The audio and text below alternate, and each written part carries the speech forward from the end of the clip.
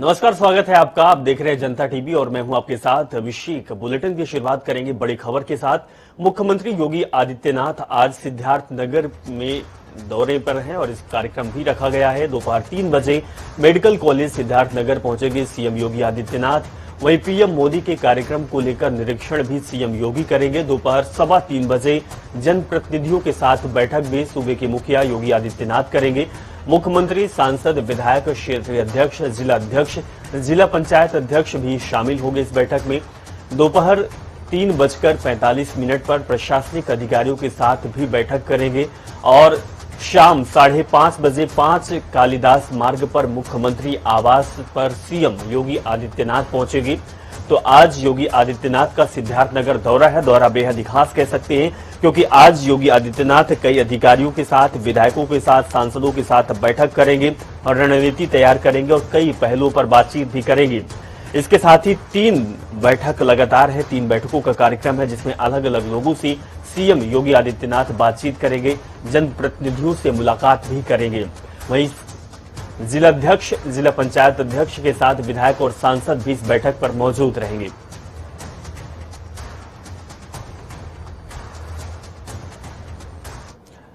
वहीं गोरखपुर में सीएम योगी आदित्यनाथ ने आज सुबह मंदिर भ्रमण कर जनता दरबार लगाया, जहां सीएम योगी ने दूर दराज से आए फरियादियों की बारी बारी से फरियाद सुनी और अधिकारियों को त्वरित कार्रवाई करने के निर्देश भी दिए।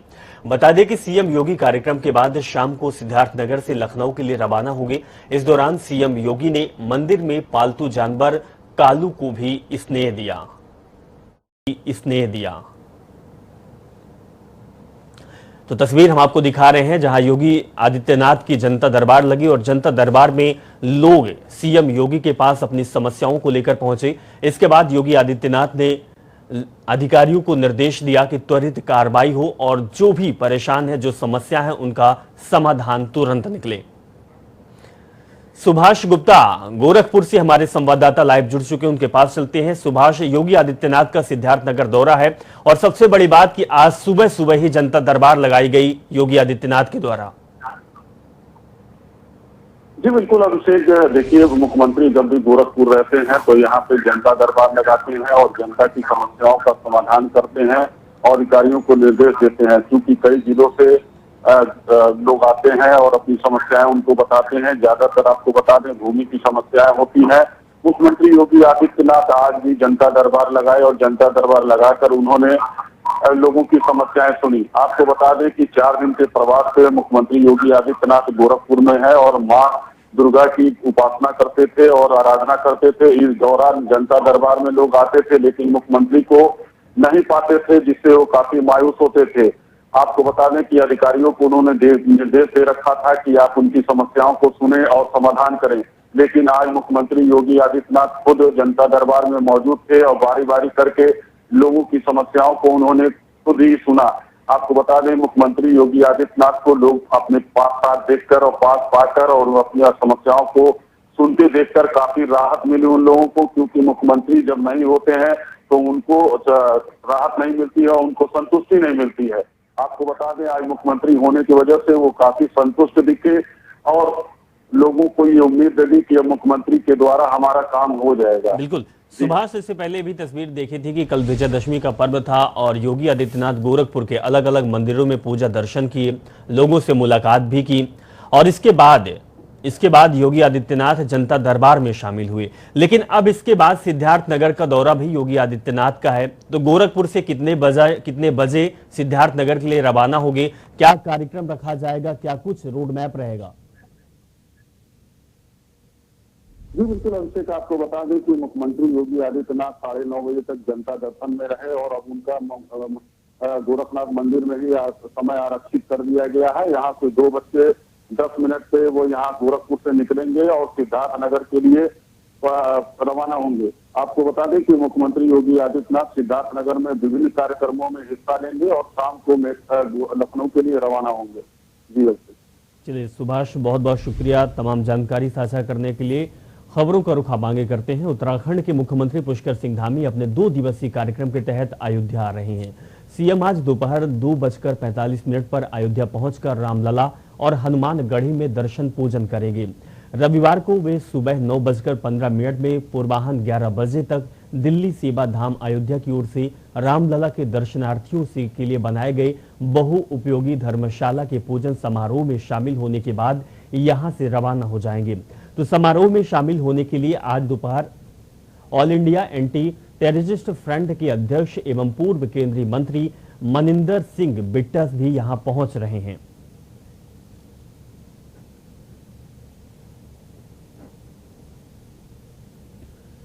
तो आपको बता दें कि आज अयोध्या सीएम धामी आएंगे और अयोध्या में रामलला के दर्शन भी करेंगे। बीएस लाठी हमारे संवाददाता अयोध्या से जुड़े हुए, उनके पास चलते हैं। बीएस लाठी, आज उत्तराखंड के मुख्यमंत्री पुष्कर सिंह धामी अयोध्या आने वाले हैं, रामलला के दर्शन भी करेंगे। जी देखिए, 2 दिन पुष्कर धामी 2 दिन अयोध्या के दौरे पर है। उत्तराखंड के मुख्यमंत्री पुष्कर सिंह धामी दोपहर 2:45 पर अयोध्या एयरपोर्ट पर पहुंचेंगे। नया घाट स्थित यात्री निवास सही होटल है, उसी में जो बीजेपी के कार्यकर्ता है, जो उनके पुराने शुभचिंतक का जानने वाले हैं, उन लोगों से मुलाकात करेंगे। 4:30 बजे नया घाट से चलकर हनुमानगढ़ी राम जन्मभूमि वाली रास्ते पे जाएंगे। राम बारात यहाँ जो अयोध्या से निकलती है राम बारात, उसमें भी धामी शामिल होंगे जी। राम बारात में शामिल होंगे। शाम को सरयू आरती होती है, उसमें भी शामिल होंगे। और ये देर रात दिल्ली सेवा धाम ट्रस्ट द्वारा भूमि पूजन का कार्यक्रम किया गया, भजन संध्या में भी ये शामिल होंगे। 17 अक्टूबर को इनका कार्यक्रम है, जो सुबह भूमि पूजन वाला, ये बैठेंगे, यज्ञ में शामिल भी होंगे। तो इनका जो कार्यक्रम है, ये गोपाल दास से भी मिलेंगे। इनका तमाम जो कार्यक्रम है, जो पूजन पाठ है मंदिर में, ये सब करेंगे। जी, अगर बीएस लाठी अगर बात की जाए तो सीएम धामी के साथ और कौन से लोग शामिल होंगे, क्योंकि अयोध्या उनका आना हो रहा है, तो बात की जाए तो उत्तर प्रदेश के नेता और कौन कौन से अधिकारी शामिल होंगे इस कार्यक्रम में? देखिए जी, जो मेन कार्यक्रम है, आज तो इनका जो पर्सनल कार्यक्रम है, ये अयोध्या संतों से मिलना, राम बारात में शामिल होना, पूजा करना, सरयू आरती में शामिल होना, आज इनके निजी कार्यक्रम। कल सुबह के डिप्टी सीएम केशव प्रसाद मौर्य और जो पर्यटन मंत्री नीलकंठ तिवारी और जो तमाम यूपी के मंत्रीगण हैं और जो लोकल यहाँ जो सांसद विधायक हैं, वो तो रहेंगे। और उम्मीद की जा रही है जो जिले से प्रदेश के बड़े नेता हैं, आरएसएस के जो तमाम लोग हैं, तो तमाम लोग भी शामिल होंगे।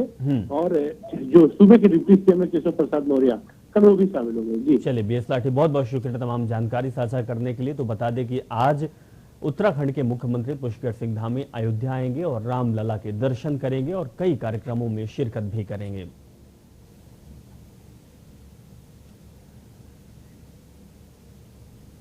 उत्तर प्रदेश विधानसभा चुनाव की तैयारियों में कांग्रेस पार्टी तेजी से जुट गई है। पार्टी ने विजयदशमी के मौके पर प्रदेश इकाई की कई समितियों का गठन किया। ऑल इंडिया कांग्रेस कमेटी के जारी आदेश में चुनाव प्रचार समिति की अध्यक्षता पीएल पुनिया करेंगे और प्रदीप जैन आदित्य को संयोजक बनाया गया है। विधानसभा चुनाव को देखते हुए पार्टी ने चुनाव रणनीति और योजनाओं समिति, चुनाव समन्वय समिति और चुनाव प्रचार समिति का भी गठन किया। उत्तर प्रदेश में कांग्रेस में 3 उपाध्यक्ष, 13 महासचिव और 31 नए सचिव बनाए गए। कई युवा चेहरों और अनुभवी नेताओं को सहमति से जगह दी गई है। 4 नए जिला अध्यक्ष घोषित किए गए हैं, जबकि 6 शहर अध्यक्ष बदल दिए गए हैं। तो बता दें कि यूपी कांग्रेस कमेटी का विस्तार किया गया है। प्रदीप जैन आदित्य को नया संयोजक बनाया गया है। इसके साथ ही यूपी कांग्रेस में 3 उपाध्यक्ष और 13 महासचिव और 31 नए सचिव की नियुक्ति हुई। कई युवा चेहरों को जगह मिली। वहीं अनुभव जिनके पास था, अनुभवी चेहरे, उनको भी कांग्रेस पार्टी के बड़े पदों पर उनको नियुक्त किया गया है।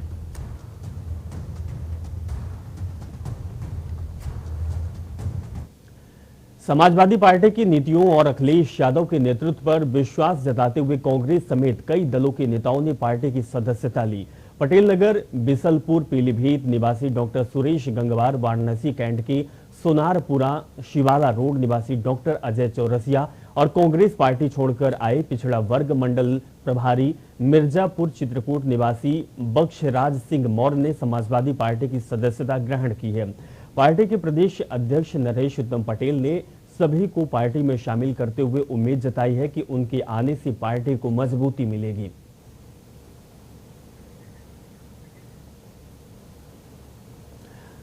तो आपको बता दें कि कांग्रेस पार्टी और अन्य पार्टियों के लोग अब अखिलेश यादव के रीतियों और नीतियों से प्रभावित हो रहे हैं और समाजवादी पार्टी की सदस्यता ग्रहण कर रहे हैं।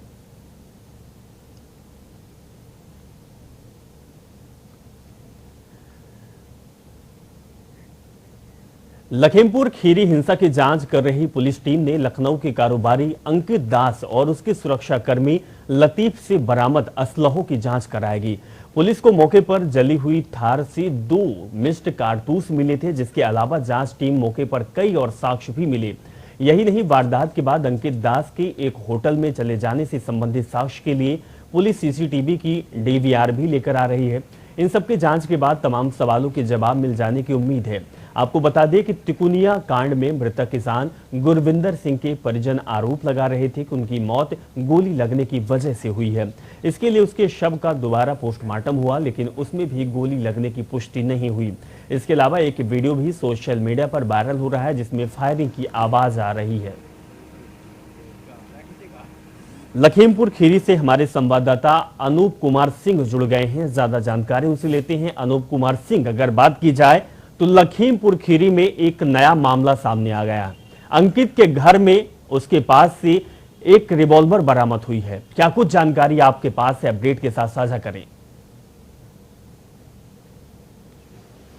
देखिए अभिषेक, जिस दिन वारदात हुई थी 3 तारीख को, उस दिन जिस तरीके से वीडियो वायरल हुए थे और लगातार ये कहा जा रहा था कि वहां पर फायरिंग भी हुई है, क्योंकि जिस समय जो किसान और जो भाजपा के कार्यकर्ता या फिर अंकित दास या समझ लीजिए जो आशीष जो मिश्रा हैं, उनके साथ जो कार्यकर्ता थे, उनसे जब संघर्ष चल रहा था, उस समय उस जो फायरिंग का जो मामला सामने आया था, उसी को लेकर एसआईटी लगातार जांच कर रही थी। और ये मामला जब खुलासा हुआ, जब रिक्रिएशन के लिए वहां पर मौके पे सभी आरोपी को वहां पर ले जाया गया और आमने सामने पूछताछ की गई, उस पे जानकारी हुई कि जो असलहा जो आए थे, जो एक जानकारी मिल रही थी कि एक गाड़ी में असलहे भरे थे, वो असलहे किसके थे और वारदात के समय उन पे फायरिंग हुई थी या क्या था पूरा मामला।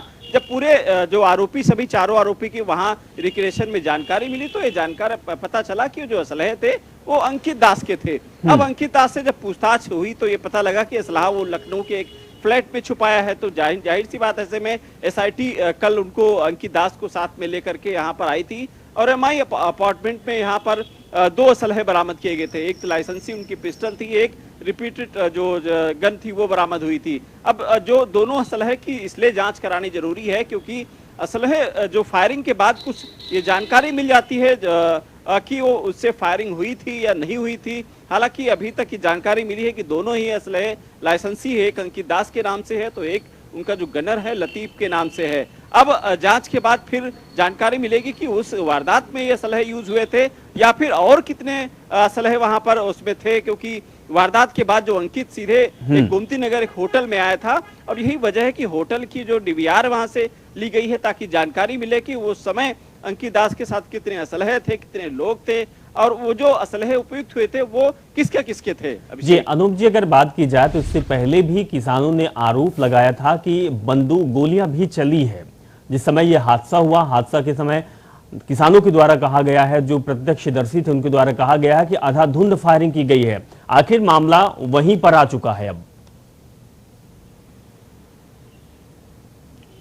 बिल्कुल अभिषेक, जिस तरीके से वारदात वहां पर हुई थी, क्योंकि अफरा तफरी का माहौल था। सोचो क्या मंजर रहा होगा जब 8-8 मौतें हो गई होंगी दोनों तरफ से, चाहे जो बीजेपी कार्यकर्ताओं की तरफ से की जाए या फिर किसानों की तरफ से। अपनी अपनी जान बचाने के लिए लोग वहां पर अफरा तफरी मची थी। तो ऐसे में फायरिंग और वहां पर हो रही थी तो वो किसको लगी? जिस तरीके से किसान का आपने जिक्र किया कि आरोप लगा था कि गोली से मौत हुई है, हालांकि पोस्टमार्टम में उसकी पुष्टि नहीं हो पाई है, लेकिन फिलहाल जिस तरीके से चाहे अपने बचाव को लेकर के वहां पर फायरिंग हुई, क्योंकि वीडियो में जिस तरीके से आवाजें आ रही हैं या फिर जो प्रत्यक्षदर्शी उनका भी कहना है, तो ऐसे में पुलिस इस बात गहराई तक जाएगी कि जो असलहे थे वो किसके थे और तमाम जो किसानों की तरफ से या फिर चश्मदीद की तरफ से जो बयान आए थे उसको लेकर पुलिस तक जाएगी। अब वो असलहों की छानबीन चल रही है। हालांकि 2 असलहे अभी तक बरामद हो चुके हैं जो कि अंकित दास के बताए जा रहे हैं, एक लतीफ का बताया जा रहा है। अब बाकी को जो साथी थे उनकी भी कहीं कहीं तलवार लटकी है और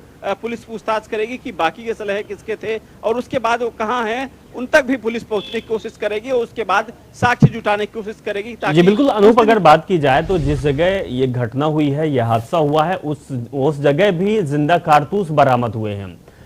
मौके पर हादसे वाली जगह पर कारतूस का बरामद होना और किसानों का ये आरोप करना कितना पुलिस के लिए संदेह पैदा कर सकता है, क्योंकि पुलिस के पास कुछ साक्ष्य भी हैं। देखिए अभिषेक, ये बिल्कुल सही बात है। ऐसे में जहां किसान एक तरफ आरोप लगा रहे थे वहां पर जिंदा कारतूस मिले हैं, तो ऐसे में ये बिल्कुल सच है कि वहां पर असलहे तो ले जाए गए थे। अब वहां पर फायरिंग हुई है तो खोखे अगर मिलने चाहिए थे अगर फायरिंग हुई है, लेकिन खोखे नहीं, जिंदा कारतूस मिले हैं, यानी ये सच है। वहां पर असलहे तो वहां पर गए थे। अब असलहे कितने थे, किसके थे, इसी बात की जानकारी के लिए एसआईटी लगातार परत दर परत खोल रही है। और जितने भी आरोपी थे उसमें उस समय भी बात कही गई थी कि जब चारों आरोपी को आमने सामने किया गया तो कई पहलुओं पर एसआईटी को पूछताछ में कामयाबी मिली है। अब बहुत ज्यादा इसमें भ्रम नहीं रह गया है, बहुत जल्द इस सामने होगा कि उस दिन क्या हुआ था और कौन से उनके साथी थे, चाहे उनकी दास के जो साथी हो या फिर जो आशीष मिश्रा के साथी हो, ये सब पूरा जो जत्था है वो कहीं ना कहीं पकड़ में आएगा। लेकिन इस पे अभी ये कह पाना कि वहां पर जिस तरीके से आरोप किसानों ने लगाया कि फायरिंग को लेकर के या फिर वहां पर जो असलहे हैं पकड़े गए हैं उनकी जब जो बिल्कुल अनूप, तो कह सकते हैं कि हर किसी को इंतजार है कि कब दूध का दूध और पानी का पानी होगा। बहुत बहुत शुक्रिया अनूप तमाम जानकारी साझा करने के लिए। धौलपुर के बसेड़ी थाना क्षेत्र में पार्वती नदी में डूबने से एक ही परिवार के 5 युवकों की मौत हो गई। मृतकों में 2 सगे भाई हैं और 5 आगरा के भवनपुरा गांव के रहने वाले थे। शुक्रवार को मां दुर्गा की प्रतिमा का विसर्जन करने गए थे और करीब 3 घंटे चले रेस्क्यू ऑपरेशन के बाद शवों को बाहर निकाला गया। आगरा पुलिस और परिजनों के आने के बाद शव सौंपे गए। एसपी ने बताया कि दशहरे पर चंबल और पार्वती नदी पर मां दुर्गा की मूर्ति विसर्जित करने के लिए लोग आ रहे थे। मौके पर पुलिस जाब्ता तैनात किया गया था। इस दौरान बॉर्डर पर जगनेर थाना क्षेत्र के भुवनपुरा गांव के लोग पार्वती नदी पर आए और गांव के 4 युवक माता की मूर्ति लेकर पानी में उतर गए। मूर्ति का वजन ज्यादा होने के कारण चारों का बैलेंस बिगड़ गया, पैर फिसला और डूब गए।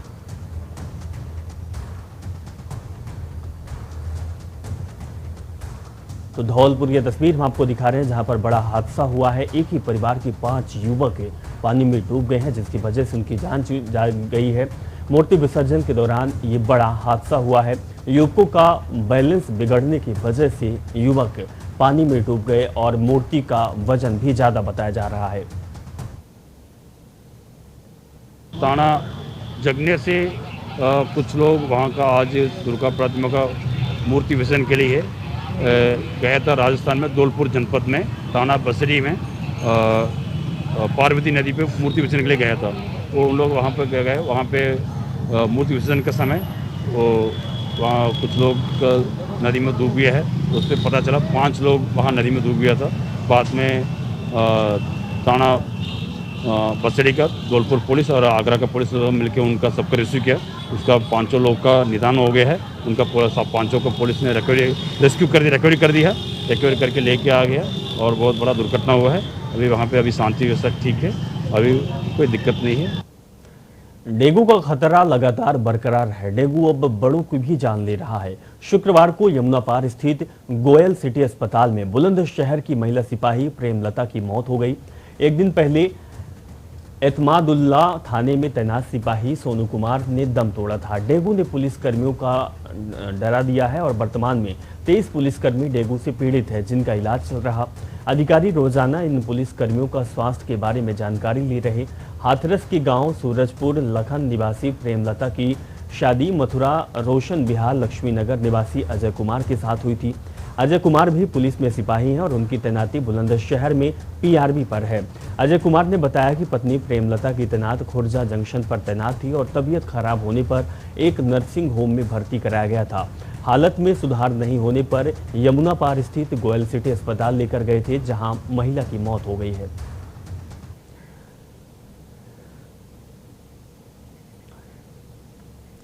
शानदार अभिनय करने वाले फारूक जफर का 88 साल की उम्र में शुक्रवार शाम 7 बजे निधन हो गया।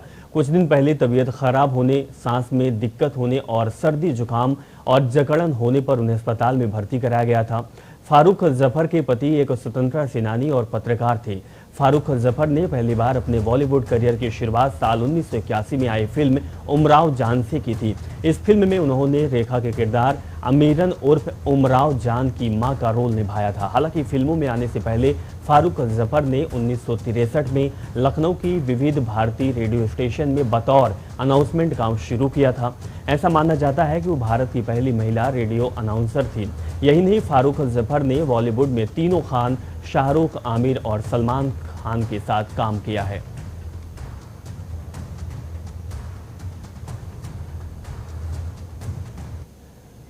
प्रधानमंत्री नरेंद्र मोदी 5 नवंबर को केदारनाथ धाम पहुंच रहे। प्रधानमंत्री मोदी के कार्यकाल की पुष्टि भाजपा प्रदेश अध्यक्ष मदन कौशिक ने की है।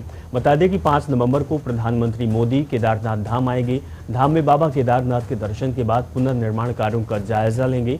इसके साथ ही प्रधानमंत्री लोकार्पण और शिलान्यास कार्यक्रम में भी शामिल हो सकते हैं। अभी तक जो सूचना है, सूचना के आधार पर प्रधानमंत्री जी 5 तारीख को केदारनाथ आएंगे। पहले हम लोगों ने एक पब्लिक मीटिंग के बारे में भी विचार कर रहे थे, लेकिन संभवतः 5 तारीख, चूँकि 4 तारीख की दीपावली है और 5 तारीख को सुबह इस प्रकार का कार्यक्रम की संभावना नहीं लगती, तो जो अभी तक सूचना है, सूचना के आधार पर प्रधानमंत्री जी केदारनाथ जाएंगे। कांग्रेस पार्टी में वापसी के बाद सीट बदलने की चर्चाओं को खारिज करते हुए यशपाल आर्य ने स्पष्ट किया है कि वे बाजपुर से ही चुनावी मैदान पर उतरेंगे। उन्होंने कहा कि बाजपुर उनकी कर्मभूमि है, यहाँ की जनता ने हमेशा उन्हें आशीर्वाद दिया, वे जनता के सेवक हैं, इसीलिए इसे लेकर कोई संशय या संदेह नहीं होना चाहिए। अपने आवास पर पत्रकारों से बातचीत में यशपाल आर्य ने कहा कि वे भाजपा से अलग थलग पड़ गए थे और सामंजस्य नहीं बैठा पा रहे थे। किसान आंदोलन भी घर वापसी का एक कारण रहा। यशपाल ने कहा कि लोकतंत्र को मजबूत करने की जरूरत है। कांग्रेस मजबूत होगी तो लोकतंत्र मजबूत होगा। 2022 में कांग्रेस की सरकार भी उत्तराखंड में बनेगी। अखिल भारतीय अखाड़ा परिषद के अध्यक्ष महंत नरेंद्र गिरि की संदिग्ध परिस्थितियों में हुई मौत के बाद संतों की सुरक्षा को लेकर भारत सरकार गंभीर हो गया है। अखाड़ा परिषद के नए अध्यक्ष और महामंत्री की सुरक्षा अब स्पेशल कमांडो करेंगे। इसके लिए केंद्र सरकार ने कवायद शुरू कर दी है। आईबी के अधिकारियों ने जूना अखाड़ा पहुंचकर परिषद के महामंत्री श्री महंत हरि गिरि से मुलाकात कर सुरक्षा को लेकर चर्चा की। अध्यक्ष और महामंत्री को उत्तराखंड सरकार से Y+ सुरक्षा मिली है, लेकिन उत्तराखंड से बाहर जाने पर सुरक्षा में गिनती में सिपाही साथ रहते हैं।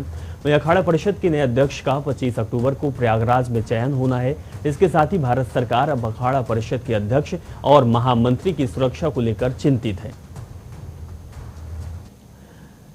वैसे तो उत्तराखंड में मानसून की विदाई हो चुकी है, लेकिन मौसम विभाग के मुताबिक रविवार और सोमवार की राज्य में मैदानी और पूर्ववर्ती इलाके में भारी बारिश की संभावना जताई जा रही है।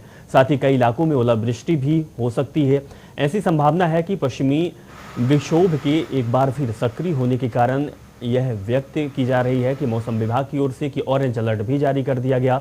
मौसम विभाग केंद्र के निदेशक और वरिष्ठ मौसम वैज्ञानिक विक्रम सिंह के मुताबिक पश्चिमी विक्षोभ के सक्रिय होने की वजह से शनिवार को भी पहाड़ से लेकर मैदान तक तेज गर्जना के साथ हल्की बारिश होने की संभावना है। और दूसरी ओर जिला प्रशासन और आपदा प्रबंधन विभाग सक्रिय हो गया है। विजयदशमी और वीकेंड के मौके पर पहाड़ों की रानी मसूरी और सरोवर नगरी नैनीताल पर्यटकों से पैक हो चुका है। इससे पहले शहर के अधिकांश होटल फुल हैं। होटल व्यवसाय से जुड़े लोगों के चेहरे में खुशी दिखाई दी है, चेहरे खिल गए हैं। माल रोड शहर के पर्यटन स्थल भी पर्यटकों में गुलजार है। लोगों को जाम से भी जूझना पड़ रहा। वहीं होटल एंड रेस्टोरेंट एसोसिएशन के सचिव दिग्विजय बिष्ट ने बताया कि नैनीताल में 90% होटल फुल हो चुके हैं। पुलिस की ओर से होटल की बुकिंग और सैलानियों को नगर में प्रवेश नहीं करने दिया जा रहा। इसके चलते होटलों में ऑफलाइन बुकिंग कम हो रही है। चलिए, इस खबर के साथ फिलहाल इस बुलेटिन में बस इतना ही। आप देखते रहें जनता टीवी। नमस्कार।